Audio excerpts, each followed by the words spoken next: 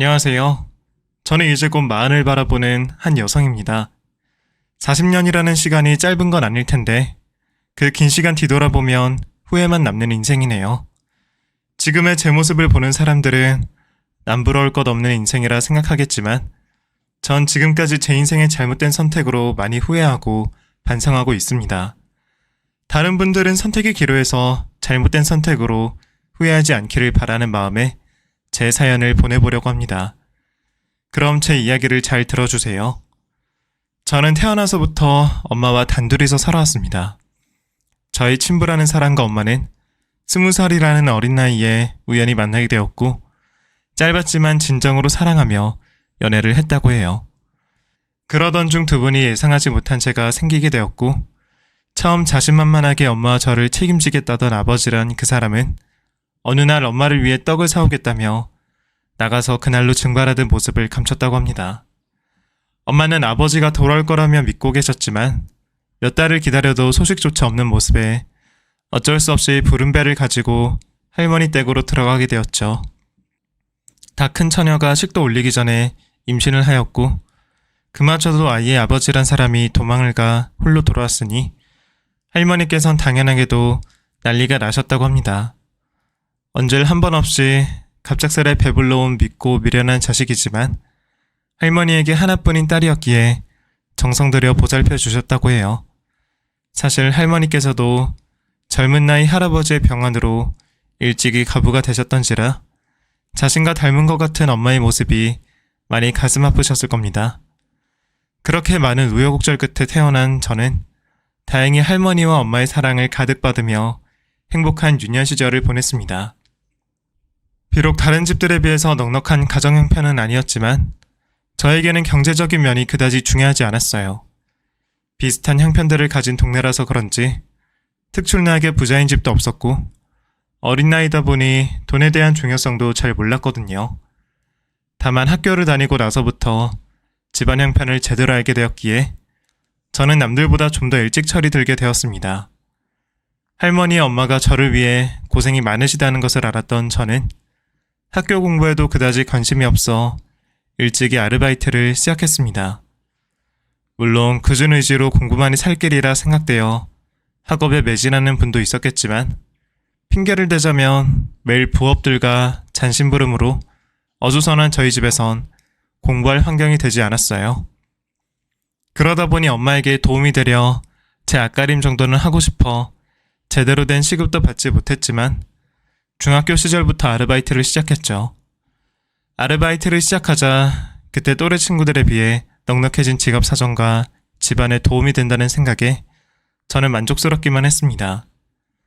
할머니와 엄마께서도 딸 자식의 학업의 중요성을 알고 계셨지만 당장 제가 벌어오는 돈들이 현실적으로 도움이 되었기에 그만두라는 말을 쉽사리 할 수 없으셨어요. 그러다 보니 자연스럽게 실업계 고등학교를 가게 되었고 일찍부터 사회로 나갈 준비를 하게 되었습니다. 어린 시절부터 빵이라면 사족을 못 쓸 정도였던 저는 제빵사를 꿈꾸며 제과제빵 전문반을 다니게 되었습니다.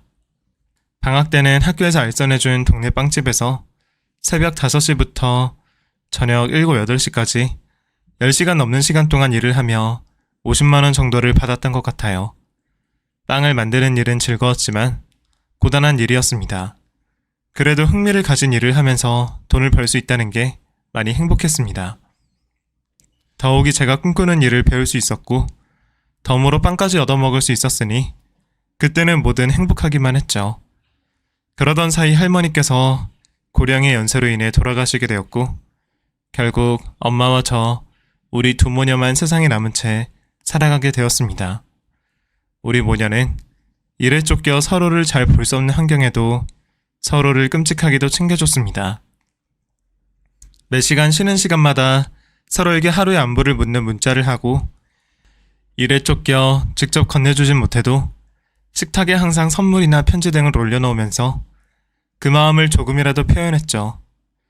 쉬는 날도 서로에게 맞춰서 쉬며 뭐든 항상 둘이 같이 하면서 지냈습니다. 왜 그런지 모르겠지만 저는 친구들보다는 엄마와 같이 노는 게 좋았어요. 별것 아니라도 같이 한 공간에 있는 것만으로도 마음이 안정되었고 재미있었죠. 그런 단짝 같은 저희 모녀도 제가 20살이 되면서 떨어지게 되었습니다. 좀 더 많은 돈을 벌고 싶었던 저는 월급을 많이 주던 제빵 공장으로 취직을 하게 되었고, 기숙사가 있던 곳이다 보니 제가 그곳에 들어가 생활하게 되었죠.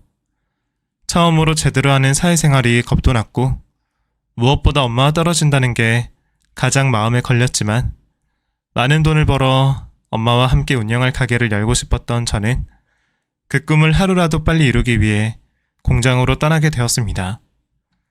처음으로 떨어지게 된 엄마와 전 한동안 서로가 그리워 참 많이 힘들었어요. 별것 아닌 일인데도 저를 위로해줄 엄마가 없다는 생각에 혼자 기숙사 화장실에서 울기도 많이 울고, 휴문 날이라도 있으면 일이 끝나자마자 엄마에게 달려갔습니다.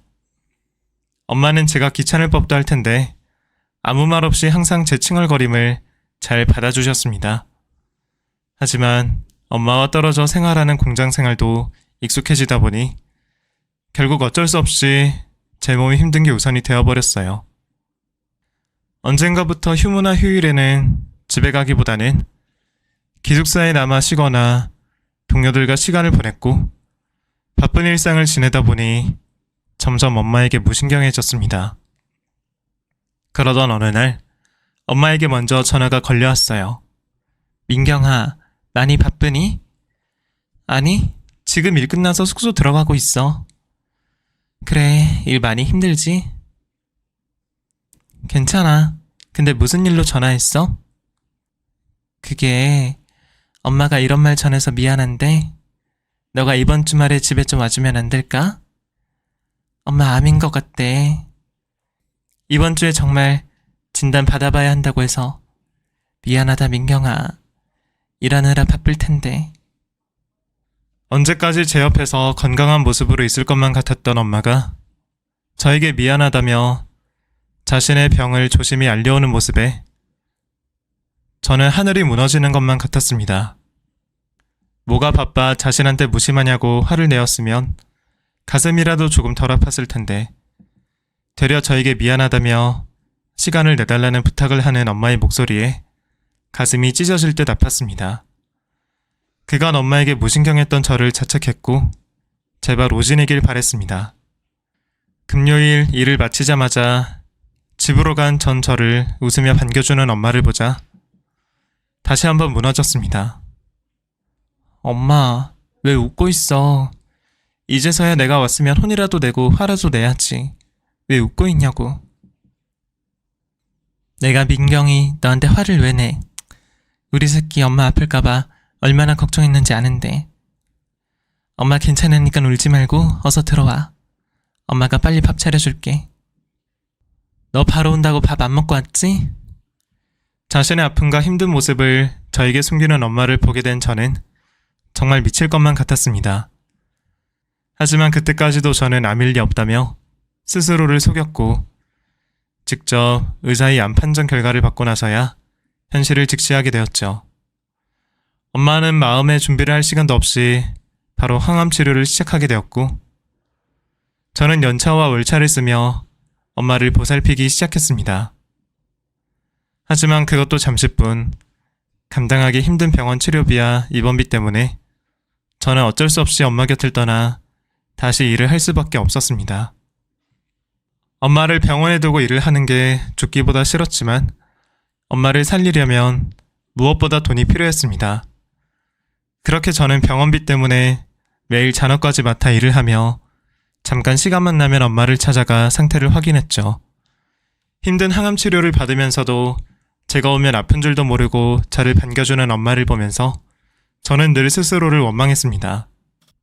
이럴 줄 알았으면 돈 벌겠다고 공장 가지 말고 엄마 곁에 있을걸. 그전에도 서로 일한다며 바빠 같이 보낸 시간도 짧은데 무엇이 그리 중요하다고 엄마 곁을 빨리도 떠났는지 저는 그제서야 늦은 후회가 들었어요. 저를 위해 살려고 한 엄마의 의지와 달리 암의 진행 속도는 너무 빨랐고 항암에 지친 엄마의 건강은 점점 악화되어 갔죠. 민경아, 우리 딸 엄마가 옆에 더 있어주지 못해서 미안해. 우리 민경이가 해준 빵도 먹고 차린 가게도 보고 민경이가 지겨할 때까지 옆에 있으려고 했는데 할머니가 엄마를 빨리 보고 싶어 하나 보다. 우리 민경이 엄마가 항상 옆에서 지켜줄 테니까 힘들어도 포기하지 말고 엄마를 위해서 열심히 살아줘. 알겠지? 엄마, 그런 소리 하지 마. 무섭게 왜 그런 소리 해. 얼른 나와서 나랑 같이 살아야지. 내가 이제 엄마 옆에 있을게. 엄마 제발. 저의 간절한 소원에도 엄마는 결국 제 곁을 떠나게 되었습니다. 엄마를 떠나보내고 한동안 시리에 빠진 채 집 밖도 나가지 않고 축거 생활을 했습니다. 매일 엄마에 대한 그리움과 미안함에 눈물로 보내던 저는 엄마가 저에게 남긴 말들이 생각났습니다. 항상 제 옆에 있겠다고 한 엄마가 지금도 제 옆에서 슬픔에 허우적대는 저를 보고 계실 것만 같았습니다. 엄마를 위해서도 제가 잘 사는 모습을 보여드려야 했습니다. 결국 전 엄마의 흔적이 있던 곳에서는 살아갈 용기가 없어 짐을 모두 정리하고 엄마의 유품만 챙긴 채 다른 도시로 떠나기로 했습니다. 아무런 대책 없이 떠나온 도시였기에 우선은 지낼 곳을 찾게 되었죠. 다행히 혼자 살기 괜찮은 저렴한 원룸을 구하게 되었고 그곳에 짐을 풀기 시작했습니다. 이사 오셨어요? 네? 네. 오늘 이사 왔어요.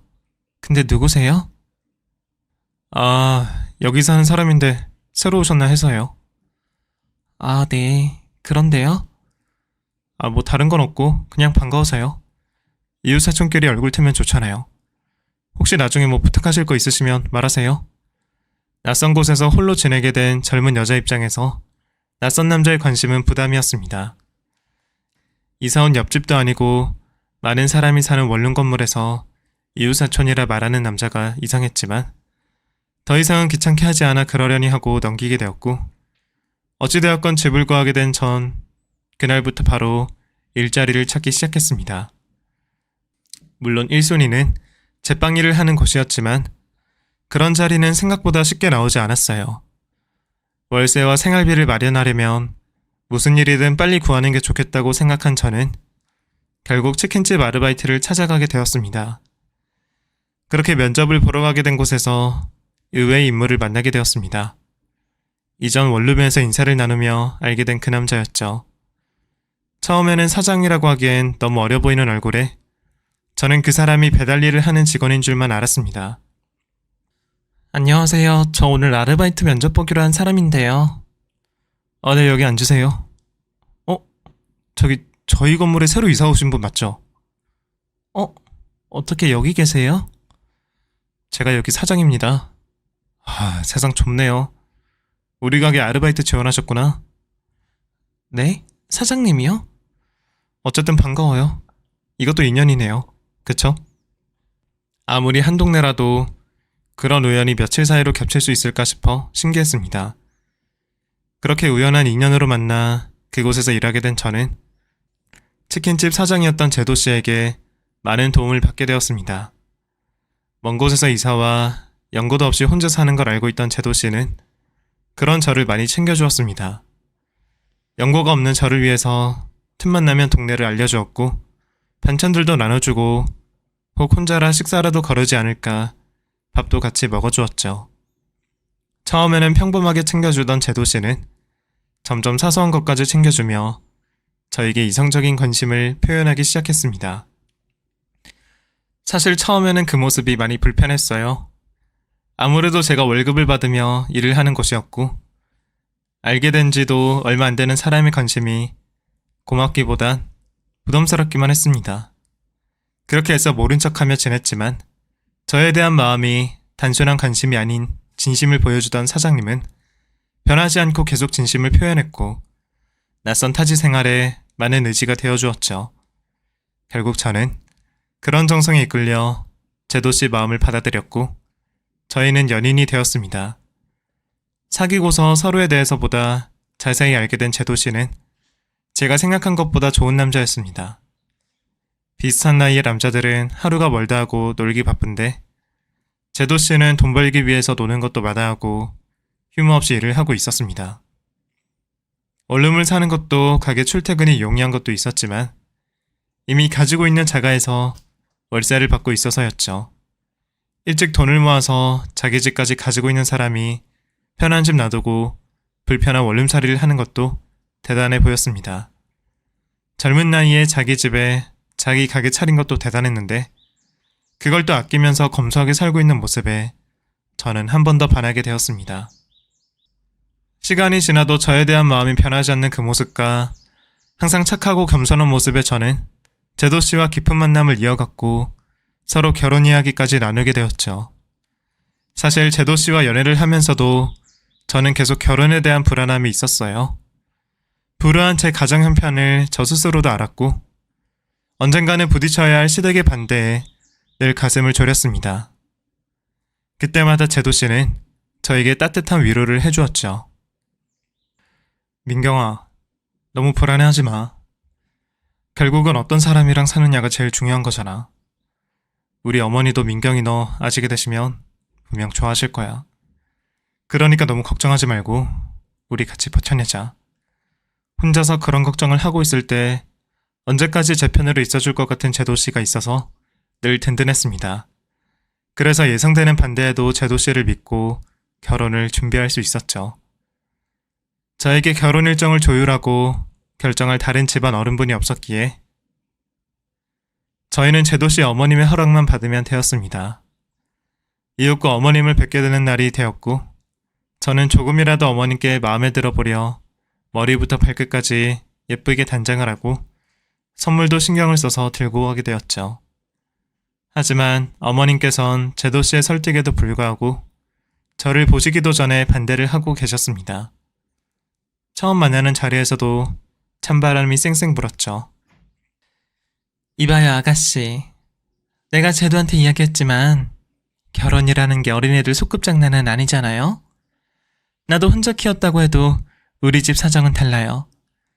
우리 남편이 준 재산으로 우리 제도 남들한테 꿀리지 않게 해줄 거 다 지원해줬어요. 얘가 워낙 검소하게 다녀서 그렇지 아쉬울 것 없는 있는 집 자식인데 내가 어떻게 천혜고아랑 결혼을 시켜요. 제도가 아가씨 칭찬하는 거 보면 그래도 영 경우가 없지 않은 것 같으니 이 정도 하면 알아들었으리라 생각해요. 우리 제도 괜히 흔들지 말고 이쯤에서 사라져줘요. 어머님, 제도 씨랑 저 서로 정말 누구보다 사랑합니다. 그리고 저도 제가 어느 부분에서 다른 사람들보다 많이 부족한 것도 알고 있어요. 하지만 저 누구보다 제도 씨와 잘 살 자신 있고 노력하겠습니다. 어머님 후회하시지 않게 결혼해서 잘 사는 모습 보여드리고 싶어요. 그러니까 제발 허락해주세요. 내가 격식 차리고 좋게 대우해주면서 이야기하니까 말귀를 못 알아듣니? 평범한 집안 여자도 눈에 찰까 말까인데 도와줄 부모도 없고 가진 것도 쥐뿔도 없는 너랑 우리 제도를 결혼시킨다고? 내가 그 꼴은 볼 수 없지. 그리고 아무리 생각해도 너가 일부러 우리 제도한테 접근한 게 너무 티가 나잖니. 너 사는 것도 일하는 것도 네가 제도랑 만난 게 전부 우연이라고? 아예 솔직히 말하지 그래? 우리 집 재산이 탐이 난다고. 하도 어렵게 산 거 억울해서 부자 남편 잡아서 호의호식하면서 편하게 살고 싶다고. 우리 제도는 어떻게 꼬셨을지 모르겠지만 난 호락호락하지 않으니 내 눈에 흙이 들어가기 전에 결혼은 꿈도 꾸지 마라. 저는 그때 처음으로 알게 되었습니다. 남편이 그 단순한 원룸 세입자가 아니라 어머님 건물에서 관리를 하며 산다는 걸요. 하지만 제가 몰랐다는 사실은 중요하지 않았어요. 이미 어머님께서는 아무것도 가진 것 없는 제가 남편과 시댁의 재산을 노리고 의도적으로 접근했다고 생각하고 계셨습니다. 그 후로 몇 번이나 찾아가 뵙고 제 진심을 보여드렸지만 어머님께서는 쉽게 마음을 허락하시지 않으셨습니다. 그렇게 어머님의 반대 속에서 저희는 2년이라는 시간을 더 버텼습니다. 굳건하신 어머님도 결국 아들을 꺾을 수 없었는지 결혼을 허락하셨고 우리는 결혼식을 치를 수 있었습니다. 비록 남편의 가족들과 하객들로 이루어진 반쪽짜리 결혼식이었지만 그래도 저는 행복했습니다. 다른 누구보다 남편만 옆에 있어주면 되었거든요. 저는 저에게 가족이 생긴 게 그 무엇보다 행복했습니다. 특히 우리 엄마를 닮은 어머님이 이유 없이 좋았어요. 물론 어머님은 결혼 후에도 저를 계속 싫어하셨지만 말이죠. 어머니 저 왔어요. 제가 집에서 빵 좀 해왔는데 좀 드셔보세요. 너는 아무리 어른이 안 계셔서 못 배웠다고 해도 내가 네 친구도 아니고 어디 시어머니 집을 네 마음대로 불쑥불쑥 찾아오니? 죄송해요. 아까 남편이랑 통화하는 거 듣다 보니 어머님이 심심해 하시는 것 같아서요. 어머님 저번에 보고 싶다고 하시는 영화 빌려왔는데 제가 만든 빵 드시면서 같이 봐요. 됐다 이럽다. 나도 나가봐야 하니 그냥 돌아가라. 그리고 남편은 혼자 일하는데 너는 놀고 있니? 준비 다 하고 왔고 잠시 짬이 나서 왔는데 그럼 빵은 식탁 위에 놓고 갈게요. 이따가 드세요. 아 맞다. 어머니 우유 있어야 빵 드시죠? 제가 나가서 금방 사올게요. 아유 그냥 가라 얘. 너는 눈치도 없니? 영하고 빵이고 간에 나 할 일도 많으니 귀찮게 하지 말고 시간 있으면 집이나 가라. 그리고 치킨집 하는 애가 빵만 차려서 뭐하니? 그럴 거면 빵집이라도 하던가. 다 됐고 집이나 가. 매번 어머니를 뵈러 갈 때마다 저를 구박하셔도 저는 어머니에게 가까워지려고 노력했습니다. 제가 계속 노력하다 보면 어머니도 언젠가는 제 진심을 알아주실 거라고 생각했어요. 그렇게 저는 어머니의 인정을 받으려 시댁도 왔다 갔다 하면서 노력하며 남편과의 행복한 신혼생활을 즐겼습니다. 결혼 후에 저희 부부는 이전부터 일하던 치킨집을 함께 운영하게 되었죠. 하지만 점점 많아지는 경쟁업체들로 인해서 매출이 줄어들기 시작했습니다. 하다못한 저희가 가게 밖으로 나가 이벤트도 벌여왔지만 그때 잠시만 매출이 올라갈 뿐 가게는 점점 파리만 꼬여갔죠. 근처 치킨집은 또 어디가 생겼나 하며 매일 출근길을 걸어 다니다 보니 저는 이 동네에 제대로 된 빵집이 없다는 걸 알게 되었습니다. 유명 프랜차이즈 빵집은 3군데나 있었지만 제가 제 빵이라고 할 수 있는 빵집은 그마저도 아주 오래된 집 하나였습니다. 프랜차이즈점이 3군데나 있다는 것은 분명 빵집 장사가 된다는 건데 그에 비하면 경쟁이 낮은 편이라 생각되었죠. 그 뒤로 저는 동네 분위기와 시장 조사를 했고 남편에게 이를 말해주었습니다. 남편은 결혼하고 나서도 꾸준히 빵 관련한 공부를 했던 저를 믿어줬고 남편 덕분에 빵집을 차릴 수 있었죠. 오픈을 하기 전 저 혼자 가게 안에 있으며 많은 생각이 났습니다. 사랑하는 우리 엄마가 오늘 같은 날 저와 함께 있어줬으면 얼마나 좋을까 싶었거든요. 그동안 매 순간 엄마를 그리워했지만 그날은 유독 더 엄마 생각이 많이 나는 날이었습니다. 그리고 제 옆에서 저를 지켜보고 있을 엄마에게 남편과 시어머니 모두 행복할 수 있게 가게가 잘 되게 해달라고 빌었죠. 그때 가게 안으로 어머니께서 들어오셨습니다. 아휴, 내가 우리 아들 걱정이 여기까지 오게 만드니? 너는 텅 빈 가게에 혼자 뭐하니? 그냥 이것저것 생각할 게 좀 있어서요. 내일 첫 장사인데 지금처럼 멍하게 있지 말고 괜히 힘들게 한 가게 말아먹지 마라. 네, 어머님. 근데 어머님 어떻게 오셨어요? 아들 돈 들어간 곳인데 내가 뭐라도 가지고 와야지. 가게 밝아지게 화분 몇 개 가져왔으니 괜히 죽이지 말고 아들 시키지 말고 네가 물 주고. 이거 아들 주려고 샀는데 여러 개 사야 싸서 챙겼으니 너도 신던 거 하고. 안 미끄러지는 신발이라더라. 감사합니다, 어머님. 여기까지 오셨는데 제가 집에 잠시 들릴까요? 얘는 내일 장사한다는 애가? 됐어, 일 없다. 어머님은 그렇게 말은 하시고 떠났지만 전 저에게 응원을 하러 오셨다고 생각했습니다. 다음날 오픈 당일 언제 입소문이 났는지 가게를 열고 빵을 새롭게 내놓기 무섭게 순식간에 매진이 되었습니다. 제 생각보다 놀라운 반응에 저도 당황하게 되었고 시작한 지 얼마 되지 않아 재료 소진으로 장사를 마치게 되었습니다.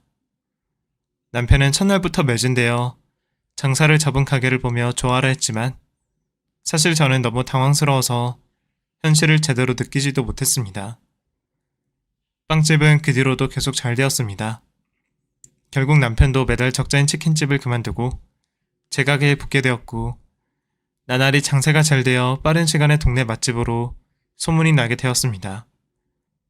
제가 해냈다는 생각에 저는 어머님도 저를 바라봐 주시지 않을까 생각했습니다. 하지만 제 노력의 결과에도 어머님은 절 좀처럼 인정해 주시지 않으셨어요.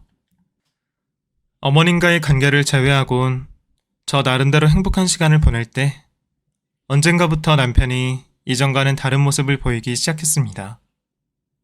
여보, 나 식단 관리 좀 하려고 하는데 이제 내 밥 차릴 때는 닭가슴살이나 장어, 뭐 이런 고단백질 재료랑 샐러드로 좀 준비해줘. 뭐야 당신? 헬스 좀 다니더니 대회라도 나가려고 그래? 아니 나도 이제 나이가 있는데 지금부터 관리를 해야지. 관리를 하면 뭐해? 나를 위해선 힘 하나 쓰지 않는데. 당신 요즘 나한테 너무 무관심한 거 아니야?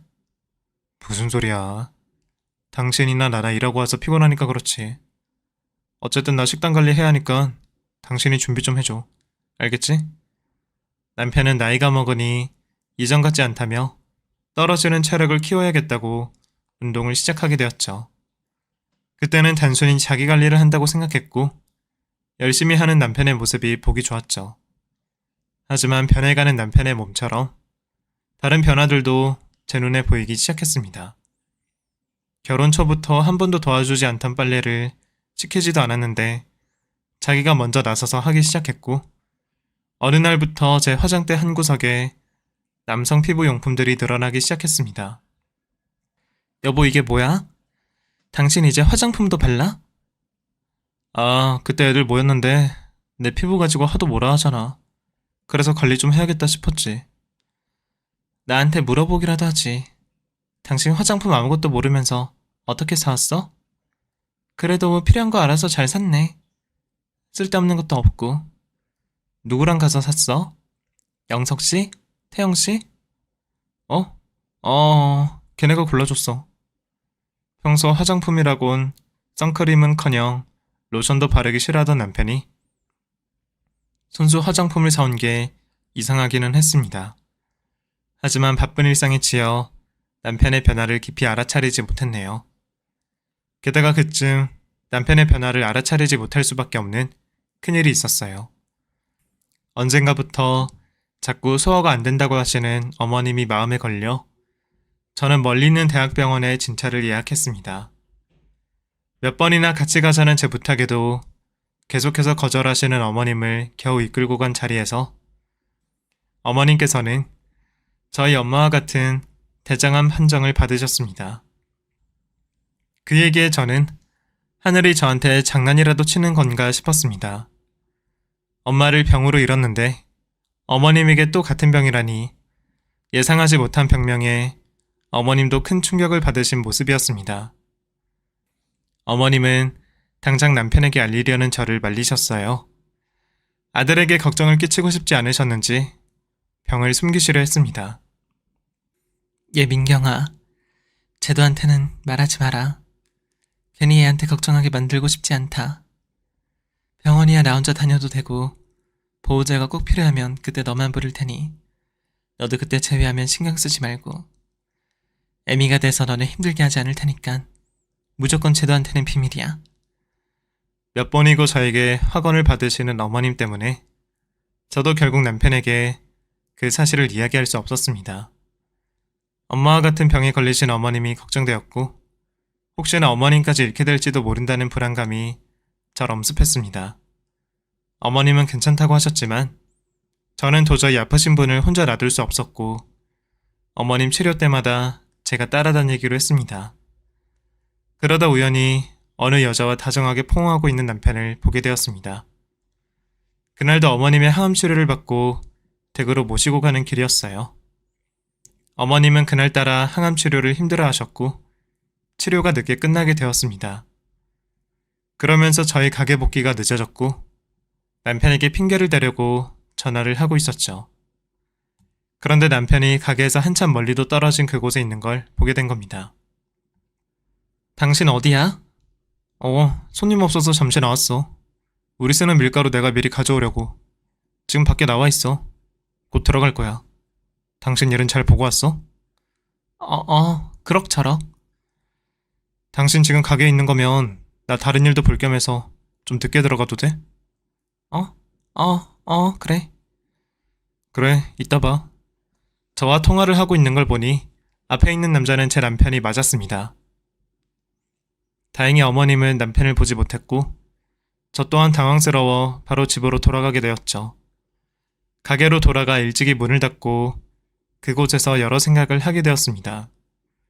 우선은 남편과 확실하게 하고 싶었지만 고민되는 것들이 너무 많았습니다.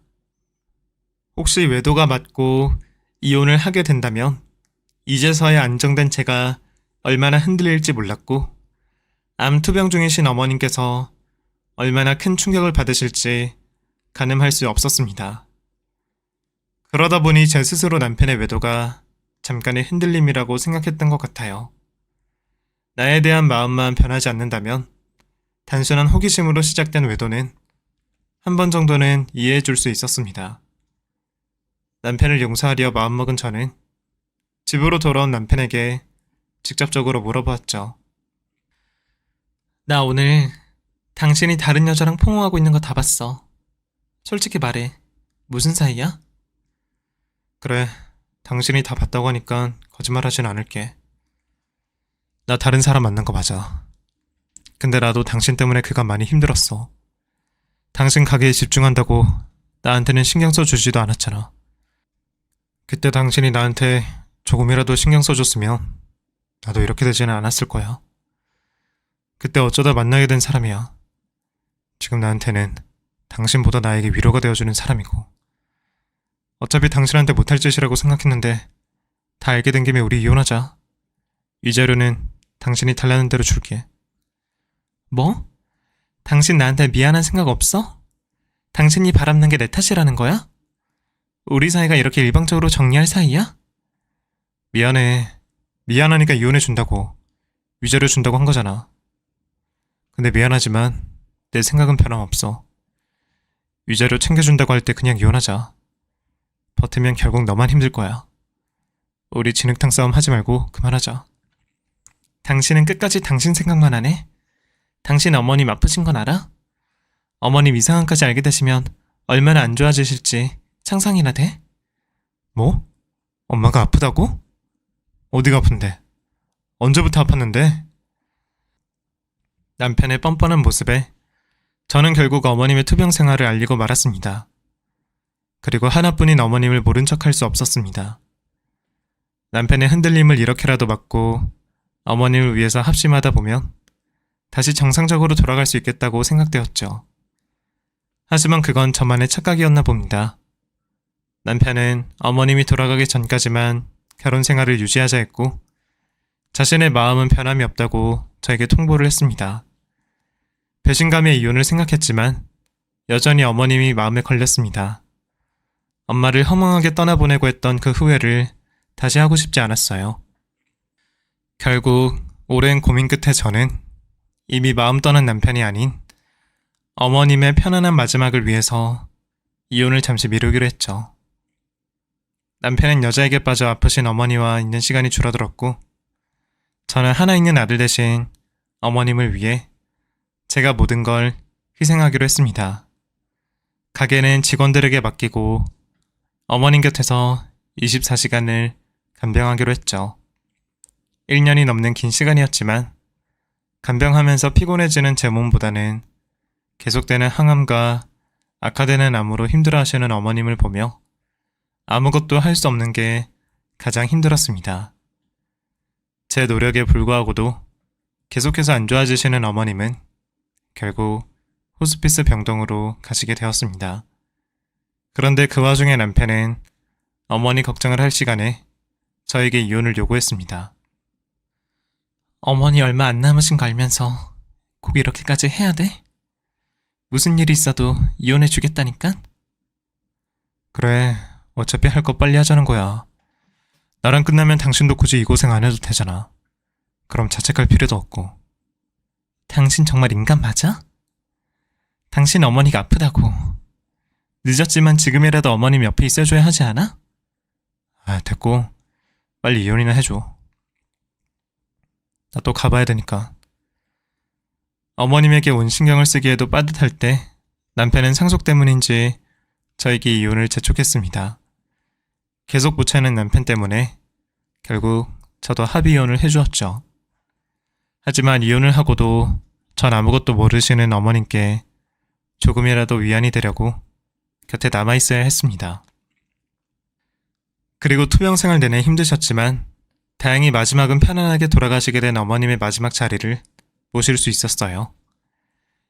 긴 간병 생활에 제 눈물도 다 말랐다고 생각했는데 어머님을 떠나보내고 계속해서 눈물이 흘렀습니다. 제 나름대로 한다고 한 간병이었는데 역시나 어머님이 떠나시자 제가 못한 것들만 생각이 났습니다. 그래도 저도 노력한 게 있으니 이전에 엄마를 떠나보냈을 때처럼 후회가 되지는 않았지만 사랑하는 사람을 떠나보낸다는 건 몇 번이 반복되어도 절대 익숙해지지 않는 듯 했습니다. 그렇게 어머니의 장례를 치르고 제 마음속에서도 어머님을 떠나보내기로 했습니다. 그런 다짐에도 불구하고 그러기가 쉽지 않았어요. 마지막으로 어머님 유품을 정리하러 집을 들어가니 또다시 가슴이 아파왔거든요. 어머님이 지금 당장이라도 안방문을 열고 나오실 것 같았는데 주인이 잃은 집은 너무나도 고요했습니다. 눈길 가는 곳 하나하나 어머님과의 기억이 없는 곳이 없었어요. 그곳에서 밥도 먹지 않고 이틀을 지내다 꿈에서 어머님이 나오셨는데 반가운 제 마음과 달리 어머님은 제가 또 못마땅하신지 혀를 차시더군요. 그러시면서 내가 마지막으로 말한 건 그새 또 까먹었냐? 라며 절 구박하셨죠. 그제서야 꿈에서 깨며 기억이 났습니다. 어머님이 마지막으로 말씀하신 유언 말이죠. 그렇게 어머니의 마지막 유언을 확인하려 급히 안방으로 간 저는 장판을 뜯기 시작했습니다. 그리고 밑을 확인한 순간 그 자리에서 오열을 할 수밖에 없었습니다. 그곳에는 언제 찍어 현상해 두신 건지 어머님과 제가 함께 찍은 사진이 가득했고 어머님이 손수 적으신 것 같은 일기장이 있었습니다. 그리고 펼쳐본 그 일기장엔 어머님의 평생 동안의 진심이 들어있었습니다. 어머님께서 표현을 못하셨지만 결혼하고 나서 제 모습이 좋으셨나 봐요. 그날마다 저와 있었던 일들을 일기로 적으시고 저에 대한 마음을 표현하지 못한 글들이 적혀 있었죠. 2월 9일 날씨 맑음. 이놈의 못된 할망구 다 늙어서 며느리한테 잘해주면 참 좋을 텐데 이게 마음처럼 쉽지가 않다. 항상 민경이에게 고맙고 미안한 마음이다. 못된 시어미가 밉지도 않은지 항상 빵긋거리며 웃는 민경이가 고맙다. 재주도 많은 아이인데 아들 때문에 빛이 많이 가린 것 같다. 기회가 있으면 도와주고 싶은데 방법을 모르겠다. 4월 18일 날씨 흐림. 아들 녀석이 민경이 가게를 하는데 도와달라고 찾아왔다. 민경이가 와서 부탁했으면 어색한 관계도 풀 수 있었을 텐데 눈치도 없는 아들놈. 그래도 민경이 꿈이라던 가게를 열어줄 수 있어 도움이 된 것 같아 다행이다. 저는 남편이 도와준 줄만 알았지 제 가게를 어머님이 도와주신 줄은 몰랐습니다. 그런 줄도 모르고 그동안 모두 남편 덕인 줄만 알았죠. 미련한 며느리는 어머님의 마음을 왜 그렇게 몰랐나 싶습니다. 뒤늦게 어머님의 마음을 알게 되자 죄송하고 너무 감사했습니다. 놀랍게도 어머님은 모든 걸 아시고 계셨어요. 남편의 외도까지 말이죠. 민경아, 너가 이 편지를 읽는다면 이 고집센 늙은이가 끝까지 속내를 표현 못하고 간 거겠구나. 미안하다.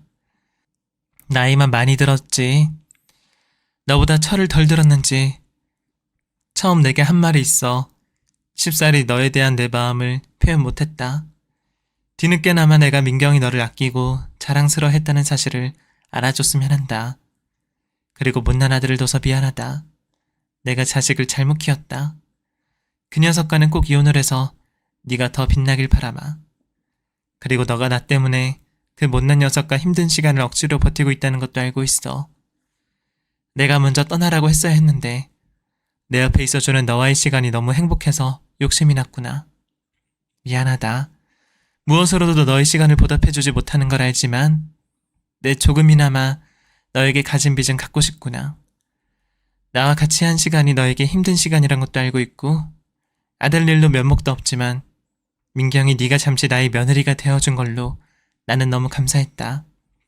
너로 인해서 내가 행복했고 다시 사랑받는다는 감정을 느낄 수 있었어. 마지막으로 끝내 못했던 말을 해본다. 사랑한다 내 며느리, 내 딸 민경아. 저에 대한 마음을 표현하신 편지를 보며 한참을 앉아 오열했습니다. 할 수만 있다면 시간을 되돌려서 어머님과 시간을 더 많이 보내고 싶었어요. 돌아가시고 나서야 알게 된 어머님의 진심에 제 마음의 여운이 가시기도 전에 남편은 저에게 어머님 재산 상속이 이상하다며 먼저 연락해왔습니다. 어머니가 당신한테 재산 상속한 거 알고 있었어? 나도 이제서야 알았어. 뭐? 그걸 당신이 왜 받아? 엄마가 당신을 얼마나 싫어했는데. 왜 당신한테 재산을 주냐고? 그 재산 당신은 가질 자격 없는 거 알지? 내가 왜 자격이 없어? 어머니 아프신 거 알면서도 여자한테 빠져서 무관심했던 건 당신이야. 당신이 어머님 투병 중에 노력하는 모습이 조금이라도 있으면 몰라. 근데 자기 엄마한테 그따위로 하고도 또 돈 타령이니? 혼자 북치든 장구치든 알아서 해봐. 난 어머님 유언대로 진행할 거니까. 바람난 여자에게 빠져 조강지쳐버리고 어머님 투병 중에 이혼을 진행한 남편은 그제서야 저에게 연락이 와서 상속에 대한 자격이 없다고 했습니다. 어머님이 결정하신 일을 두고 왜 제가 자격이 없다 말하는지 어이가 없고 화가 났습니다.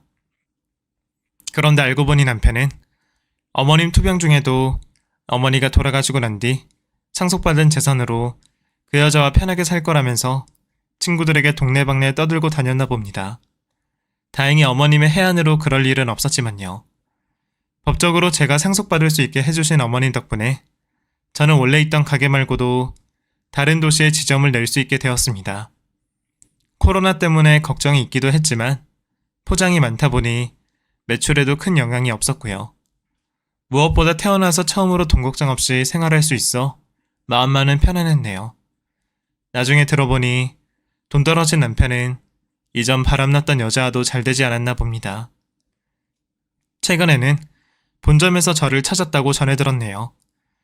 물론 제가 모르는 사람이라고 사전에 차단했기에 마주칠 일도 없었지만 바람난 논념들의 말로가 결국 그렇죠 뭐. 지금도 엄마와 저희 시어머님 길을 기리고 있습니다. 엄마를 먼저 잃고 같은 후회를 하지 않으려고 어머님에겐 더 잘하고 싶었는데 그마저도 다른 후회가 남았네요. 어느 정도 마음 정리가 된 저는 이제 어머님 두 분이 제가 어떤 삶을 사시길 원하실지 고민하면서 앞으로를 그려볼까 합니다. 제 사연 읽어주셔서 감사하고 제 선택에 행복이 가득하길 빌어주세요. 감사합니다.